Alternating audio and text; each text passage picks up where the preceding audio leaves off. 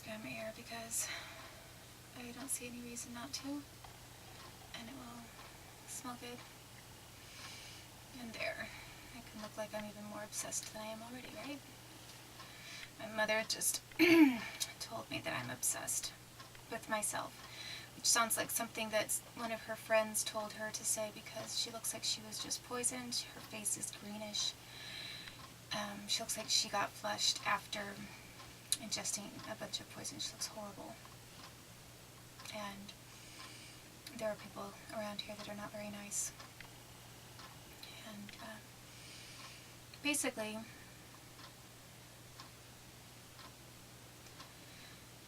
try to demean a lot of things that I've done. But if it's obsessive to talk about sexual assault, I really fail to see how that's being obsessed. That's definitely not narcissistic, because most people who are egotistical or narcissistic would not want to talk about something like that because it feels degrading. And the only reason that I have brought it up is because I intend to prove my point that I've been used in MK Ultra programs, and that my life has been really ruined because of it. So, if anyone's been obsessed, this government has been obsessed with me, my family, and my brother, and my son. They've spent a lot of money. They spent a lot of money torturing me and my child and trying to take my child from me. So,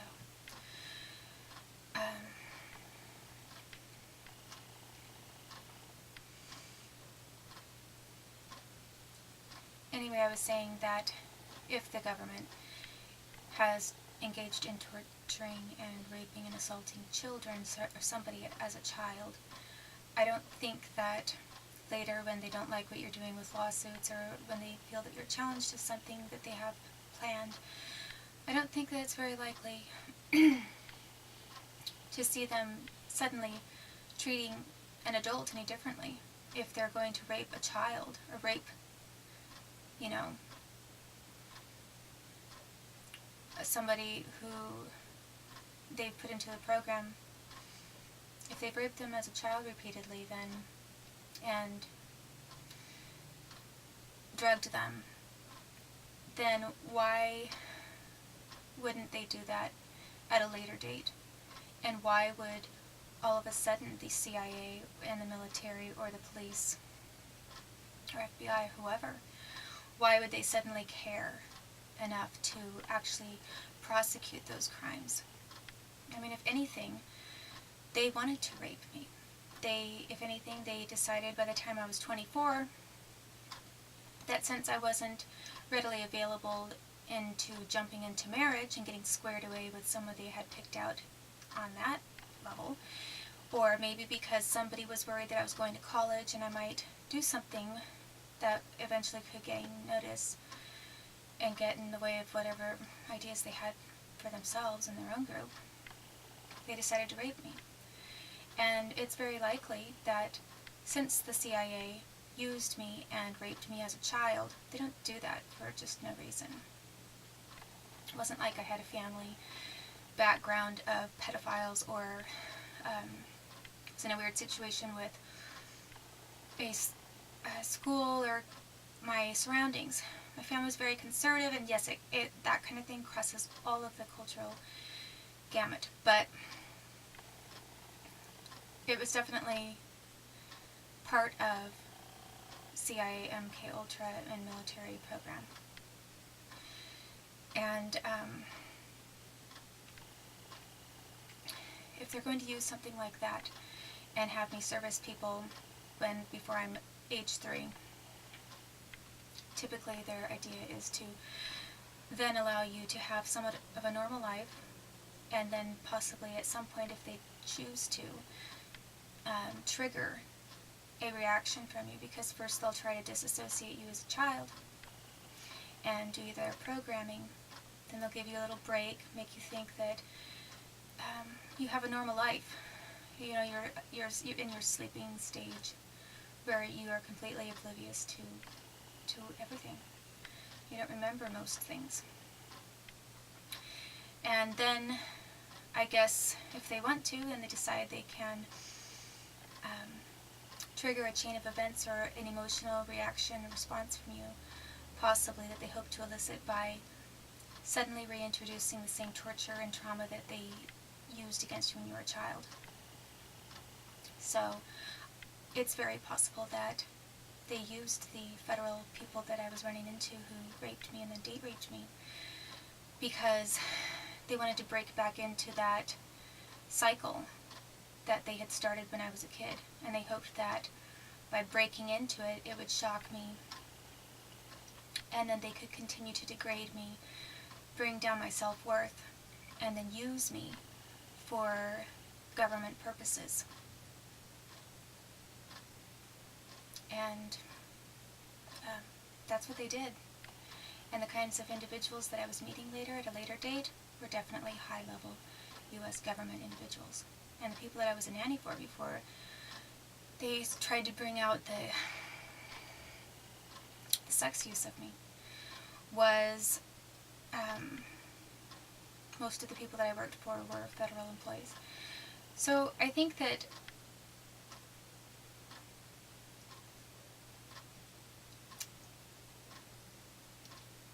once I upset some people, I was already at their mercy. And then they used research and what they had started with me as an excuse to do a lot of things that had nothing to do with research or a military program or any kind of experimental thing. They weren't looking for scientific evidence of something or another, or sociological or psychological research. They were definitely just trying to repress me and hold me down and keep me out of the way. And so in 1995, when I didn't die in the car accident, I think they found that that was their perfect opportunity to put microchip implants into me. And they had already decided to discard me and do whatever they wanted. I think that initially maybe because they did torture me right away with the migraines and use those things to hold me down. But I think more than anything, possibly they were using me as a little bit of on the surveillance side of things. And then when a group came up that decided they really hated me, they already knew everything about me. They already had files on me. They had all of my secrets. They knew who I was. They knew what had been done to me. They knew how to access different parts of my body that had implants to commit torture and come up with devious ways of assaulting me. And I see absolutely zero kind of a strategy that was behind it when I was basically just trying to file lawsuits to protect my reputation, which was badly damaged. And they didn't like the fact that I was an activist. I mean, I wasn't supposed to be an activist. They had trained me to be submissive and to accept really horrific things that were done to me. So I did almost everything without arguing. I was very sweet.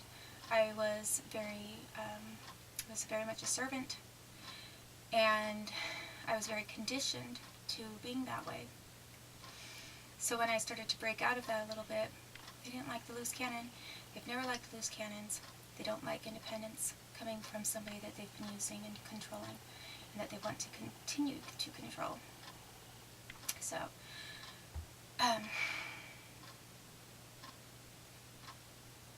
is a long tangent.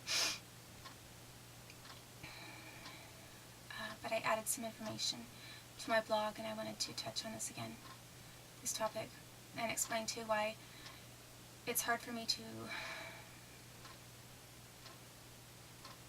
then go into the next scenario that happened. So basically, after the S.S.A.s were there, they gave me their business card, and they said, call us if you have any questions. And I said, okay. And then I think I had one immediate thing I wanted to clarify with them, so I did. And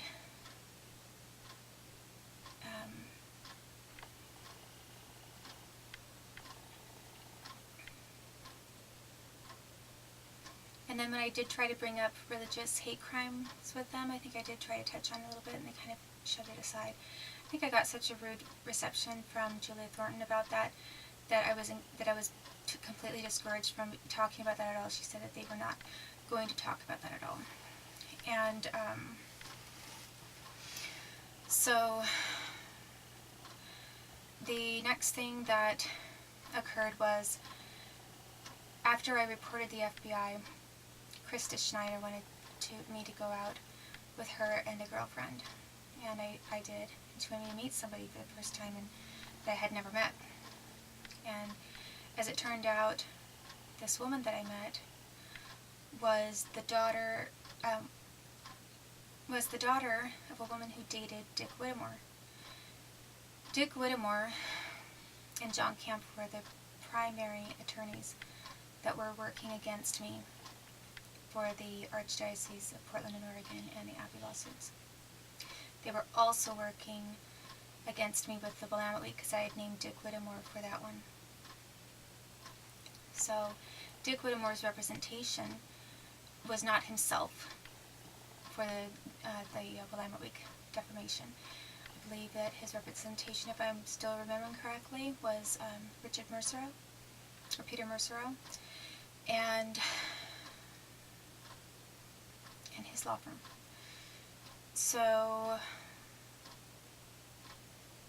definitely there was that set of things going on. I had a Japanese roommate at the time who stayed with me. She saw an article that I had placed in the PSU newspaper to rent a room to somebody. It's possible that she knew Krista because I told Krista where I was putting the ad. And I did see her and her boyfriend going through my files one time when I drove up to the house, and they were going through my records. However, I also think it's possible that I got my knee surgery finally because she did witness and see how much pain I was truly in from this horrific hit and run. And I wasn't lying about it. I couldn't sleep at night at all. I was in extreme pain over it. And it's possible that she did a good deed by telling somebody that I was not lying about that and that I was in a lot of pain. And so, if that's true, I don't know if it is or not, but if it is, I'm thankful to her for that. Otherwise, it was a good arrangement in the sense that she just wanted a place to stay, and little room, and she spent a lot of time outside the house, and I was also out of the house a lot. We were both independent people, and so that arrangement worked out very well, even though our living quarters were extremely small. We had hardly any room at all between us. I mean, our bedrooms each were like 200 square feet. They were tiny. There was enough room for a bed and maybe like a small little bookcase. It was very small.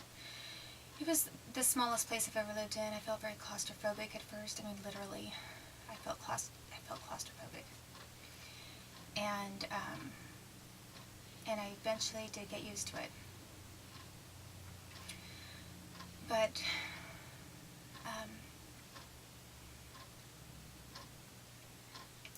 I had other roommates around that time too, and I had different things stolen from me. I had almost half of my clothing stolen from one place that I lived in, the roommate, and I think I will talk about the roommates at a different time. But after I had filed this lawsuit, Krista wanted me to meet this friend of hers. So then she introduced me to her, and then she told me that she was the daughter of somebody that Dick Whittemore was dating, or had dated, or was good friends with by then.